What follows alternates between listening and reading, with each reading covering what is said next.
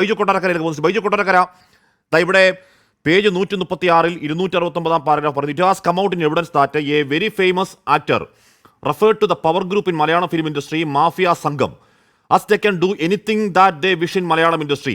They said artists used to openly state his opinion about whatever he did not like in the industry, but a few persons did not like this frankness. Against such individuals, the actor had reacted strongly, and even though he is one of the best actors in the industry, about whose ability for acting is undisputable, he could be kept away from the industry when the 10 to 15 joined hands to ban him from cinema. Shri Baiju Kottarakkara ഇവിടെ ഏതോ ഒരു പ്രധാന നടന്റെ നേതൃത്വത്തിൽ ഒരു power group ഇതിനെ നിയന്ത്രിക്കുകയാണെന്ന് പറയുകയാണ്. ഈ പവർ ഗ്രൂപ്പ് ഈ പറയുന്ന തെമ്മാടിത്തരങ്ങൾക്ക്, ഈ പറയുന്ന ഗുണ്ടായുസത്തിന് നഗ്നമായി പച്ചക്കൊടി കാണിക്കുകയാണെന്ന് പറയുകയാണ്. സാധാരണഗതിയിൽ ഈ സിനിമാ മേഖലയിലെ സിനിമാ സംഘടനകൾ ഏത് തൊഴിൽ സാഹചര്യത്തിലും സംഘടനകൾ ചെയ്യേണ്ടത് എന്താണ്? ആ മേഖലയിൽപ്പെട്ട അവരുടെ കീഴിൽ വരുന്ന ആൾക്കാരുടെ ക്ഷേമം നോക്കലാണ്. ഇത് ക്ഷേമം നോക്കലല്ല, ഈ പ്രാപ്രിയൻ സംഘത്തിന് എറിഞ്ഞു കൊടുക്കുകയാണ് ഇവർ ചെയ്യുന്നത്. എന്തൊരു നാണക്കേടാണ് ഈ വ്യവസ്ഥയ്ക്ക് ഈ റിപ്പോർട്ട് പുറത്തു വരുന്ന ഈ ദിവസം ഉണ്ടാവുന്നത്. ശ്രീ ബൈജു കൊട്ടാരക്കര.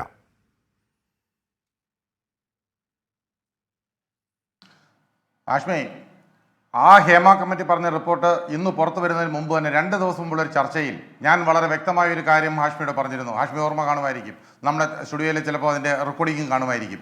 15 പേരടങ്ങുന്ന ഒരു മാഫിയ സംഘം മലയാള സിനിമയെ വേട്ടയാടുന്നു. ഇത് ഇന്നലെ തുടങ്ങിയതല്ല, വർഷങ്ങൾക്ക് മുമ്പ് തുടങ്ങിയതാണ്.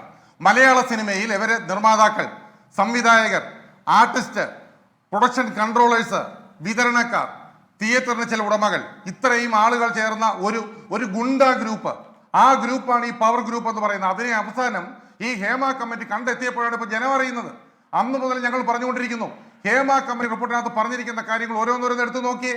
അതിനകത്ത് വളരെ അടിവരയിട്ട് പറഞ്ഞിരിക്കുന്നു, 15 പേരടങ്ങുന്ന ഒരു മാഫിയ സംഘം മലയാള സിനിമയിൽ പിടിമുറുക്കിയിരിക്കുന്നു. ഇപ്പോൾ ശ്രീമതി ഭാഗ്യലക്ഷ്മി ഒരു കാര്യം പറഞ്ഞു. പെൺകുട്ടികൾ അവിടെ കിടന്നുറങ്ങുമ്പോൾ കഥകിൽ പോയി കൊട്ടുന്ന സംവിധായകരും നിർമ്മാതാക്കളും ഒക്കെ ഉണ്ടെങ്കിൽ അവരെ എന്തുകൊണ്ട് പോലീസിൽ പരാതിപ്പെടുന്നില്ല എന്ന് ഞാൻ ചോദിക്കട്ടെ. ശ്രീമതി ഭാഗ്യലക്ഷ്മി, ഒരു സിനിമയിൽ വരുന്ന പെൺകുട്ടിയായാലും ആൺകുട്ടിയായാലും അവരൊരു പാഷൻ കൊണ്ടാണ് വരുന്നത്. അവർ വന്ന് 1-2 ദിവസം ഈ സിനിമയിൽ അഭിനയിച്ച് കഴിയുമ്പോൾ അവർ പാതിരാത്രി കിടന്ന് ഉറങ്ങുമ്പോൾ രാത്രിയുടെ യാമങ്ങളിൽ ആ കഥയിൽ പോയി മുട്ടുന്നതും, നീ ഇറങ്ങി വന്നില്ലെങ്കിൽ, എൻ്റെ കൂടെ കിടന്നില്ലെങ്കിൽ നിന്നെ ഞാൻ ചവിട്ടിപ്പൊളിച്ച് അകത്ത് കയറി വരുമെന്ന്. നോക്കൂ, ഇത് കഥവിൽ പോയി മുട്ടുന്ന ഇത് എല്ലാ ഏജ് ഗ്രൂപ്പിലുമുള്ളവർ കാണുന്ന ചർച്ചയാണെന്ന് അറിയാം. പക്ഷെ ഇത് പറയാതിരിക്കാൻ നിവൃത്തിയില്ല. ശ്രീ ബൈജു കൊട്ടാരക്കര, ഇത് കഥവിൽ പോയി മുട്ടല്ല, അകത്ത് കിടക്കുന്നവർ ഭയക്കുകയാണ്. ഈ പറയുന്ന എന്താണ്, രാത്രികാലങ്ങളിൽ ലഹരി മോന്തി സിരകളിൽ കാമം ചുരമാന്തി വന്ന് കഥവിൽ മുട്ടുന്നവർ കഥവ് പൊളിച്ചകത്തേക്കോ ഒന്ന് ഉപദ്രവിക്കോ എന്ന് പേടിക്കാണ് അകത്ത് കിടക്കുന്നവർ. ചേട്ടാ, ഇത് ഏത് ലോകമാണ് ബൈജു കൊട്ടാരക്കര? ഇതേത് കാലമാണ്, ഏത് ലോകമാണ്? അത് തന്നെയാണ് ആഷ്മി ഞാൻ പറഞ്ഞത്. ആഷ്മി, അതാണ് ഇന്ന് ആഷ്മി. അതിനകത്ത് വേറെ ഒരു കാര്യമുണ്ട്. ഇന്ന് ഉച്ചയ്ക്ക് ഒരു നടന്റെ ഒരു അഭിമുഖം എടുത്തിരുന്നു, എല്ലാ ചാനലുകളിലും കാണിക്കുന്നുണ്ട്, ഈ 24-ലും കാണിച്ചിരുന്നു. അയാള് ഒരുമാതിരി അടിച്ച് ലെവലായി നിൽക്കുന്ന പോലാണ് സംസാരിക്കുന്നത്. നേരിട്ട് പറയണേ, ഞാൻ ഇരയുടെ കൂടെ ഉണ്ട്, പിന്നെ എന്താണ് പ്രതിയുടെ കൂടെയുണ്ട്, ആര് ചെയ്താലും ഉണ്ട്, ഇരയുടെ കൂടെ ഞാൻ ഉണ്ടെന്നാണ് ആ നടൻ പറഞ്ഞത്.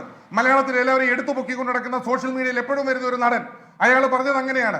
പിന്നീട് ഒരു കാര്യം പറഞ്ഞു, മലയാള സിനിമയിൽ ഒരു നടനാണ് മാക്ട തകർത്തതെന്ന് പറഞ്ഞു. മറ്റാരുമല്ല, ദിലീപാണ് തകർത്തത്. ഞങ്ങളത് 100 തവണ പറഞ്ഞിട്ടുണ്ട്. വിനയനും ഞാനും തിലകൻ ചേട്ടനും ഒക്കെ അടങ്ങുന്ന ഒരു ഗ്രൂപ്പിനെ 10, 12, 13 വർഷത്തോളം ഒരു സിനിമ പോലും ചെയ്യാതാക്കിയത് ഈ കാബാലികന്മാരുടെ ഗ്രൂപ്പാണ്. എനിക്കറിയാം, ഓരോ ദിവസവും അവിടെ എറണാകുളത്ത് സരോവരം ഹോട്ടലിൽ ഒരു മീറ്റിംഗ് കൂടിയിട്ട് അന്ന് ആരൊക്കെ സിനിമയ്ക്കെതിരെ അല്ലെങ്കിൽ ഈ മേലാളന്മാർക്കെതിരെ സംസാരിച്ചോ അവരെ മുഴുവൻ അടച്ചാക്ഷേപിച്ചു. ഇപ്പൊ ഹേമ കമ്മിറ്റിയിൽ പറയുന്നു സീരിയലിൽ പോലും പോകാൻ നിവൃത്തിയില്ല. അതാണ്, സീരിയൽ ചെല്ലുമ്പോൾ എന്താണ്, ആത്മയുടെ തലവൻ ഒരു നടനാണ്, അവിടെയും രക്ഷയില്ല. അപ്പോൾ സിനിമയിലും രക്ഷയില്ല, സീരിയലിലും രക്ഷയില്ല. അപ്പൊ ഈ മലയാള സിനിമ ഭരിക്കുന്നതാരാ? 15 പേരടങ്ങുന്ന ഒരു മാഫിയ സംഘം. ഈ സംഘമാണ് ഇതിലെ കള്ളപ്പണം കൊണ്ടുവരുന്നതിനാണെങ്കിലും, ഇവിടെ ഹവാല ഇടപാട് നടത്തുന്നതിനാണെങ്കിലും, പെൺകുട്ടികളെ ചൂഷണം ചെയ്യുന്നതിനാണെങ്കിലും, പാതിരാത്രിയിൽ കഥകിന് പോയി തട്ടുന്നതിനാണെങ്കിലും, യാത്ര ചെയ്യുമ്പോൾ ഈ പെൺകുട്ടികളെ ഉപയോഗിക്കാനാണെങ്കിലും.